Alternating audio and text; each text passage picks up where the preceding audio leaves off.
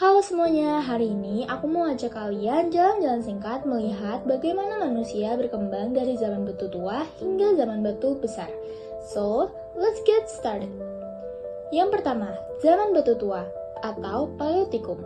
Di masa ini manusia hidup nomaden, selalu berpindah-pindah tempat mencari makan. Mereka bertahan hidup dengan berburu dan mengumpulkan makanan. Alat-alatnya masih kasar, seperti kapak genggam. Ini adalah masa paling awal saat manusia masih sangat bergantung pada alam. Yang kedua, zaman batu tengah atau Mesolitikum. Berbeda dengan zaman sebelumnya, manusia mulai semi-nomaden. Sebagian tinggal di gua dan mulai mengelola lingkungan sekitar.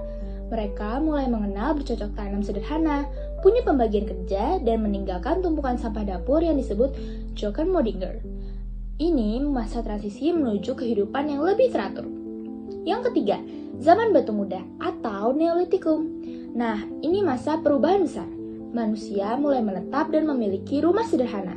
Mereka sudah menghasilkan makanan sendiri, mengenal perdagangan, membuat kerajinan, bahkan mulai memiliki aturan hidup bersama dan kepercayaan terhadap roh. Alat-alat batu juga sudah dihaluskan sehingga lebih rapi dan efektif. Yang terakhir atau yang keempat adalah zaman batu besar atau Megalitikum. Di masa ini kehidupan manusia semakin maju.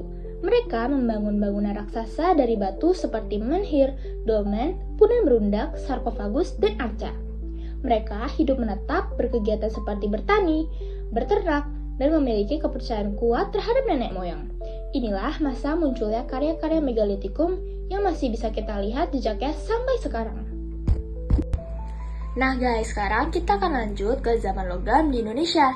Zaman logam di Indonesia yaitu periode penggunaan dan pengolahan logam sebagai bahan dasar pembuatan alat dan senjata. Ada 3 fase utama yang bisa dibahas pada zaman logam ini. Yang pertama yaitu tembaga, perunggu, dan besi. 2 teknik utama yang digunakan untuk membuat benda-benda logam, terutama perunggu pada zaman logam perundagian adalah teknik bivalve dan teknik Aschire-Perdue. Keduanya adalah metode pengecoran namun memiliki perbedaan mendasar pada jenis cetakan dan frekuensi penggunaannya. Yang pertama, bivalve atau snangkup, menggunakan 2 keping cetakan batu atau tanah liat yang dapat dibuka dan ditutup. Cetakan ini dapat dipakai berulang kali untuk produksi massal benda sederhana. Yang kedua, Aschire-Perdue atau lilin hilang, menggunakan model lilin yang dibungkus tanah liat. Lilin dilelehkan atau dihilangkan, lalu logam cair dituangkan. Cetakan ini hanya dapat dipakai sekali untuk menghasilkan benda yang sangat detail dan rumit. Yang pertama adalah zaman tembaga. Ini adalah masa transisi antar Neolitikum dan perunggu, di mana manusia mulai membuat peralatan dari tembaga. Namun, ada fakta penting terkait Indonesia. Nusantara tidak mengalami zaman tembaga. Tidak ditemukan bukti arkeologis yang mengindikasikan peninggalan tembaga murni di sini. Masyarakat lokal diperkirakan langsung beralih ke zaman perunggu. Zaman perunggu. Zaman perunggu di Indonesia diperkirakan dimulai sekitar 500 sebelum Masehi. Periode ini ditandai dengan penggunaan teknik kelebur tembaga dari hasil bumi dan mencampurnya dengan timah untuk membuat perunggu yang lebih keras daripada tembaga.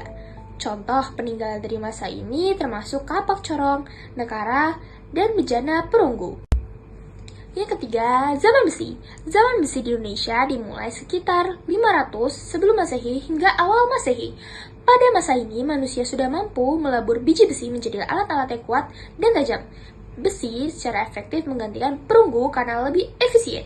Beberapa peninggalan besi yang ditemukan berupa mata kapak, mata pisau, tombak, cangkul, dan alat pertanian lainnya.